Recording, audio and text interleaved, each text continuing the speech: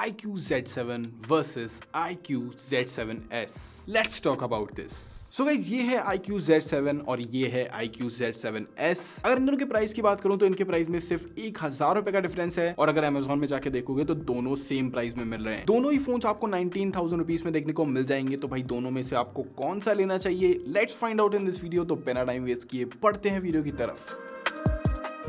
तो भाई सबसे पहले बात कर लेते हैं इसके डिजाइन एंड बिल्ड की। और भाई ये एग्जैक्टली सेम है, इन दोनों में कोई भी डिफरेंस नहीं है। दोनों के डायमेंशंस एकदम सेम है, दोनों के कलर्स एकदम सेम है, दोनों के कैमरा मॉड्यूल्स एकदम सेम है, दोनों के पीछे ही आपको प्लास्टिक बैक मिलता है। दोनों ही फोन्स फ्लैट एजेस ऑफर करते हैं। ऑल्सो इसका फ्रेम भी आपको प्लास्टिक फ्रेम ही मिलता है। चाहे सारे पोर्ट्स की बात करूं, चाहे हेडफोन जैक की बात करूं, ये दोनों फोन्स एग्जैक्टली एकदम सेम है। और सच बताऊं तो मैं भूल गया कि कौन सा है। तो भाई यहाँ पे आपको डिजाइन एंड बिल्ड में कोई भी डिफरेंस नहीं देखने को मिलेगा। सिर्फ वेट में आपको डिफरेंस मिलेगा, वो भी सिर्फ और सिर्फ 1 ग्राम का। Z7 173 ग्राम का और Z7S 172 ग्राम का है। तो सिर्फ 1 ग्राम का ये डिफरेंस मिलेगा, इसके अलावा कोई भी डिफरेंस नहीं है। तो मैं बोलूंगा दोनों सेम ही है। दोनों में ही आपको ये कैमेलियन वाला कलर मिल जाता है और कुछ इस तरीके का कैमरा मॉड्यूल देखने को मिलता है। पीछे iQOO की ब्रांडिंग मिल जाती है। फ्रंट में आपको वाटर ड्रॉप नॉच मिल जाता है। नीचे की तरफ पे बड़ी बड़ी बेजल्स मिल जाती है दोनों में। इसके पीछे का जो टेक्सचर है, यहाँ पे आपको मैट टेक्सचर देखने को मिल जाता है, जो कि पकड़ने में थोड़ा सा प्रीमियम फील होता है। बाकी है ये प्लास्टिक, तो भाई 20,000 रुपए में आपको प्लास्टिक ही देखने को मिलता है दूसरे फोन्स में भी। दोनों ही फोन्स का इनहैंड फील काफी अच्छा है, दोनों काफी ज्यादा कंफर्टेबल हैं। दोनों ही फोन्स आपको IP54 वाटर रेसिस्टेंट मिल जाते हैं। तो यहाँ पे डिजाइन एंड बिल्ड में तो कोई भी डिफरेंस नहीं देखने को मिल रहा है आपको, दोनों ही एक्जैक्टली सेम है। चलो बात कर लेते हैं इन दोनों के डिस्प्लेस की। दोनों ही फोन्स में आपको 6.38 इंचेस का एमोलेड डिस्प्ले मिल जाता है, जो कि 90 हर्ट्ज के रिफ्रेश रेट के साथ मिलता है। ऑल्सो दोनों ही फोन्स में आपको 1300 निट्स की पीक ब्राइटनेस मिल जाती है, जो कि काफी कमाल की बात हो जाती है। 1080x2400 के पिक्सल्स मिल जाते हैं, जिसकी पिक्सल डेंसिटी 413 ppi है। तो ये भी दोनों में एक्जैक्टली सेम ही मिल रहा है आपको। लेकिन यहाँ पे आपको एक डिफरेंस देखने को मिलेगा। Z7 में आपको HDR10+ का सपोर्ट मिल जाता है, लेकिन Z7S में आपको HDR का सपोर्ट नहीं मिलने वाला है। यानी कि ये सिर्फ नॉर्मल डिस्प्ले है, इसमें आप HDR कंटेंट नहीं देख सकते। ऑल्सो अगर मैं इसके रिजोल्यूशन की बात करूं तो भाई YouTube में ये सिर्फ 1080p तक दिखा सकता है, लेकिन ये अप टू 2160p में दिखा सकता है, वो भी HDR में। तो ये एक बड़ा डिफरेंस मिल जाता है इन दोनों में ही। लेकिन अगर मैं इन दोनों के एक्चुअल डिस्प्लेस की बात करूं तो एक्चुअली इसका जो डिस्प्ले है ये काफी इंप्रूव किया गया है। यहाँ पे जो हमने ऑब्जर्व किया, यहाँ पे आपको ज्यादा शार्पर डिस्प्ले मिल रहा है। ऑल्सो कंट्रास्ट भी हल्का सा बढ़ा दिया गया है, जिसकी वजह से काफी अच्छा सिनेमैटिक डिस्प्ले आपको देखने को मिल रहा है। जब आप दोनों को ही साइड बाय साइड देखोगे तो ज्यादा अच्छा आपको iQOO Z7S का मिलेगा। मुझे भी पर्सनली ज्यादा iQOO Z7S का लगा, जबकि यहाँ पे आपको 2160p का ऑप्शन मिल रहा है, जिसमें आपको डेफिनेटली डिटेल्स थोड़ी सी ज्यादा मिल रही है। लेकिन क्योंकि यहाँ पे आपको शार्पनेस ज्यादा मिल रही है, कॉन्ट्रास्ट ज्यादा मिल रहा है, जिसकी वजह से ज्यादा डिटेल्ड डिस्प्ले इसका लगता है। यानी कि Z7S का डिस्प्ले ज्यादा डिटेल लगता है as compare to Z7। Overall दोनों ही डिस्प्ले 90 हर्ट्ज को सपोर्ट करते हैं, लेकिन क्योंकि Z7 में आपको HDR10 का सपोर्ट मिल रहा है, जो कि आप Netflix, YouTube जैसे एप्लीकेशंस में यूज कर सकते हो, तो यहाँ पे डेफिनेटली कहीं ना कहीं Z7 ही बेटर निकल के आता है Z7S के कंपैरिजन में। चलो बात कर लेते हैं इसके मेन डिफरेंसेस की, जो कि है इन दोनों का चिपसेट। iQOO Z7 में MediaTek Dimensity 920 का चिपसेट मिल जाता है, जो कि एक 6 नैनोमीटर का चिपसेट है। ये octa-core CPU and Mali 68 GPU के साथ मिलता है। वही अगर बात करूं Z7S के चिपसेट की, तो यहाँ पे आपको Qualcomm Snapdragon 695 का 5G प्रोसेसर मिलता है। ये भी एक 6 नैनोमीटर के चिप है। ऑल्सो ये भी ऑक्टा-कोर CPU के साथ आता है, लेकिन यहाँ पे आपको Adreno 619 का GPU मिल जाता है। तो भाई ओवरऑल अगर मैं चिपसेट की बात करूं तो डेफिनेटली यहाँ पे Z7 का चिपसेट ज्यादा अच्छा हो जाता है। अगर मैं यहाँ पे आपको इन दोनों के Geekbench स्कोर दिखाऊं तो यहाँ पे आप डेफिनेटली चेक कर सकते हो। Z7 का सिंगल कोर का स्कोर था 1042, मल्टी कोर का स्कोर था 2436, वहीं Z7 का सिंगल कोर का स्कोर था 903 और वहीं मल्टी कोर का स्कोर था 2099। तो डेफिनेटली यहाँ पे स्कोर्स ज्यादा मिल रहे हैं। लेकिन जब हमने इन दोनों का काइंड मास्टर टेस्ट किया, यानी कि जब हमने इन दोनों का एक्चुअल परफॉर्मेंस टेस्ट किया, तो वहां पे सरप्राइजिंगली Z7S ने पहले कंप्लीट कर लिया। हमने 2 या 3 बार इस टेस्ट को करके देखा, 2 या 3 बार अलग अलग सेटिंग्स में करके देखा, तो Z7S ज्यादा जल्दी कर रहा था। इवन 2 मिनट जल्दी वो एक्सपोर्ट कर रहा था सेम फाइल को, जिसको कि Z7 2 मिनट बाद कर रहा था। तो दोनों ही प्रोसेसर्स का काम करने का तरीका एकदम अलग अलग है, एकदम डिफरेंट है। वीडियो एडिटिंग में जरूर से बाहर निकल के आ जाता है कि Z7S ज्यादा बेटर हो जाता है। लेकिन फिर हमने किया इन दोनों का गेमिंग टेस्ट, और वो काफी जरूरी है। काफी सारे लोग स्पेशली वेट कर रहे होंगे गेमिंग टेस्ट के लिए। तो भाई जब हमने इन दोनों में गेमिंग टेस्ट करी और जब हमने इन दोनों की सेटिंग्स देखी, तो यहाँ पे काफी ऑब्वियस सी चीज हमारे सामने आई। जैसा कि हमने जब OnePlus के साथ कंपेयर किया था Nord C3 Lite के साथ, तो उसमें भी सेम यही चीज थी, सेम यही चिपसेट आपको उसमें भी देखने को मिल रहा था। और जब हमने इन दोनों की सेटिंग्स देखी, तो यहाँ पे Z7 में आपके पास सिर्फ लो और मैक्स और हाई और वेरी हाई का ऑप्शन मिल जाता जाता है COD के अंदर। वहीं Z7S में आपको हाई, मैक्स का और वेरी हाई का ऑप्शन मिल जाता है। तो भाई यहाँ पे डेफिनेटली आपको सेटिंग्स जो है वो हायर मिल रही हैं, आप हायर सेटिंग्स में इसमें खेल सकते हो। लेकिन अगर इन दोनों का एक्चुअल कंपैरिजन बताऊं, एक्चुअल जो गेमिंग की फील थी भाई वो Z7 की ज्यादा बेटर थी। Z7 थोड़ा सा ज्यादा स्मूदर था, वहां पे मुझे जो फ्रेम्स है वो कहीं पे भी ड्रॉप होते हुए नहीं दिखे, बहुत स्मूथली काम कर रहा था। जबकि हमने Z7S को हायर सेटिंग्स में भी चला के देखा, लेकिन वो मजा नहीं आ पाया जो कि Z7 दे रहा था। यहाँ पे आपको जो स्मूथनेस मिलेगी वो अलग से आप फील कर सकते हो, जब गेम प्ले करोगे तो अलग से आपको फील होगा कि हाँ यार एकदम स्मूथ चल रहा है एज कंपेयर टू Z7S, जो कि हायर सेटिंग्स में भी उतनी परफॉर्मेंस नहीं देता है। दैट बिकॉज ऑफ जो इसका प्रोसेसर है वो काफी ज्यादा सही है Z7 का एज कंपेयर टू Z7S। तो डेफिनेटली बेटर गेम प्ले आपको Z7 में मिलने वाला है। लेकिन अगर आप हायर सेटिंग्स की तरफ जाना चाहते हो तो Z7S में आपको हायर सेटिंग्स मिलती हैं। लेकिन अगर मैं एक्चुअली बताऊं तो उस हायर सेटिंग्स का आपको इतना मजा नहीं आएगा जो मजा आपको Z7 में मिलेगा। चलो बात कर लेते हैं इन दोनों की बैटरीज की। दोनों में ही आपको 4500 mAh की बैटरी मिल जाती है, दोनों में ही 44 वॉट की चार्जिंग मिल जाती है, चार्जर साथ में मिलता है, केसेस वगैरह भी साथ में मिल जाते हैं। दोनों ही फोन्स को आप 25 मिनट में 50% चार्ज कर सकते हो। तो भाई यहाँ पे चार्जिंग वगैरह स्पीड में कोई डिफरेंस नहीं है, एक 25 एक 24 है, लेकिन वो इतना बड़ा डिफरेंस नहीं है। और अगर बैटरी बैकअप की बात करूं तो बैटरी बैकअप में यहाँ पे आपको कोई ऐसा बड़ा डिफरेंस नहीं मिलेगा। हमारी टेस्टिंग के हिसाब से जो Z7S है ये जल्दी अपनी बैटरी को ड्रॉप कर रहा था, बट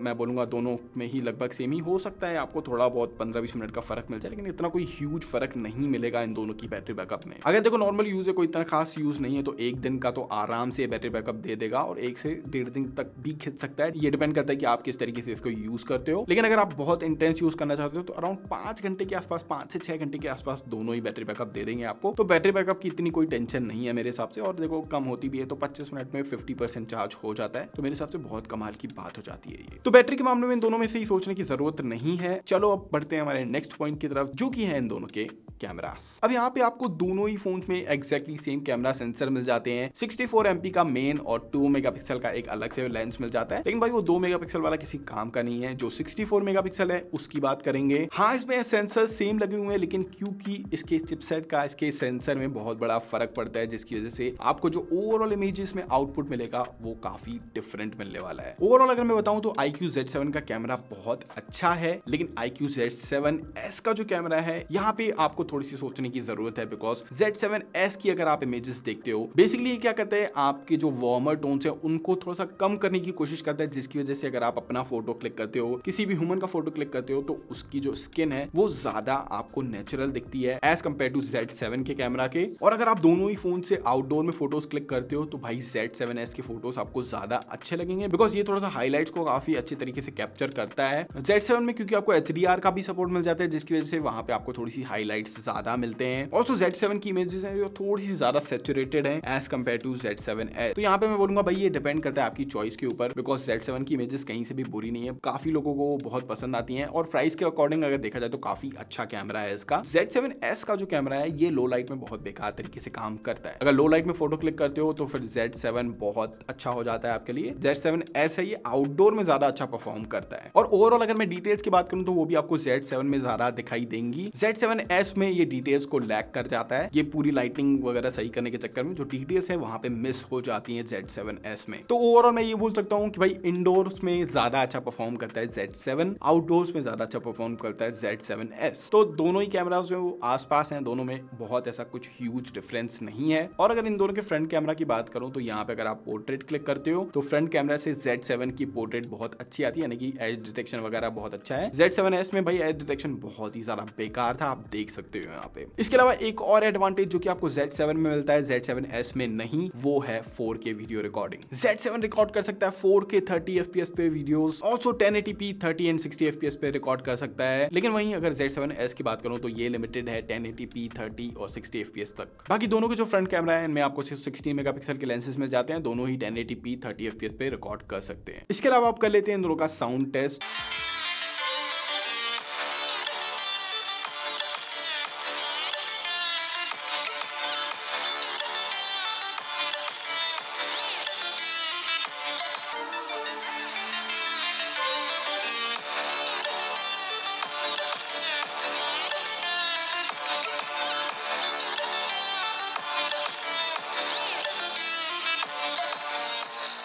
दोनों का साउंड वैसे तो आइडेंटिकल है, इतना कुछ खास डिफरेंस नहीं है, लेकिन Z7 थोड़ा सा ज्यादा क्लियर साउंड करते हैं, हल्का सा मुझे थोड़ा सा लाउडर लगा एज कम्पेयर टू Z7S, और Z7S का साउंड हल्का सा मुझे दबा दबा लगा, आप ये भी बोल सकते हो। तो यहाँ पे भी Z7 विनर हो जाता है स्पीकर्स के मामले में भी। चलो बात कर लेते हैं कि 19,000 रुपए आपको इन दोनों में से कौन से फोन में लगाने हैं, कौन सा ज्यादा बेटर हो जाता है। तो भाई देखो, डिजाइन दोनों एकदम सेम है, कुछ भी फर्क नहीं है। डिस्प्ले की बात करूं तो डिस्प्ले भी मैं बोलूंगा, देखो HDR का सपोर्ट मिल रहा है Z7 में, Z7S में HDR का सपोर्ट नहीं है, तो एक पॉइंट Z7 की तरफ जाता है। चिपसेट की बात करूं तो यहाँ पे भी Z7 को एक पॉइंट मिल जाता है, बिकॉज ये ज्यादा पावरफुल है, इसके स्कोर्स भी ज्यादा पावरफुल है, और अगर भाई गेमिंग के लिए सोच रहे हो तो गेमिंग के लिए भी Z7 ही विनर हो जाता है, क्योंकि भाई वहां पे डेफिनेटली आपको सेटिंग्स ज्यादा मिल रही है Z7S में, लेकिन वो उतनी कैपेबिलिटी से नहीं खेल पाएगा। ऑल्सो ओवरऑल स्मूथनेस Z7 में मिल रही है, वो Z7S में नहीं है। बात करूं अगर कैमरास की, तो कैमरास में आपको हल्का फुल्का इंप्रूवमेंट मिल जाएगा, ज्यादा नेचुरल कलर्स मिल जाते हैं Z7S में, तो एक पॉइंट चला जाता है Z7S को। लेकिन फिर अगर वीडियोग्राफी की बात करो तो वीडियोस में आप 4K रिकॉर्ड कर सकते हो, ऑल्सो ज्यादा डिटेल्स भी आपको Z7 में मिलने वाली है, तो एक और पॉइंट चला जाता है Z7 को। तो भाई यहाँ क्लियर विनर हो जाता है iQOO Z7। Z7S इन्होंने पता नहीं क्यों निकाला है, मुझे समझ में नहीं आ रहा है, एंड ऐसे कुछ खास हमको इंप्रूवमेंट्स नहीं मिले, देखा जाए तो इन्होंने डाउनग्रेड करके निकाला है, एंड दोनों का ही प्राइस आज के रेट में सेम मिल रहा है, तो भाई Z7S लेना मेरे हिसाब से बेवकूफी हो जाती है। Z7 ज्यादा बेटर हो जाता है यहाँ पे भी। तो भाई आज का विनर तो Z7 हुआ। अगर आप iQOO Z7 को Note C3 Lite के साथ कंपैरिजन देखना चाहते हो तो ऊपर इधर आई बटन में क्लिक करके वो वाला वीडियो भी देख लेना, और नेक्स्ट वीडियो कौन सा चाहते हो मुझे नीचे कमेंट्स में बता सकते हो। यही था आज का हमारा वीडियो। आई होप ये वीडियो पसंद आएगा, पसंद आया तो लाइक कर देना, शेयर कर देना और सब्सक्राइब कर लेना ऐसे और वीडियोस के लिए। बेल आइकन दबा देना ताकि वीडियोस की नोटिफिकेशन आप तक सबसे पहले पहुंचे। तो मैं बताऊं नेक्स्ट वीडियो में, तब तक के लिए बाय बाय।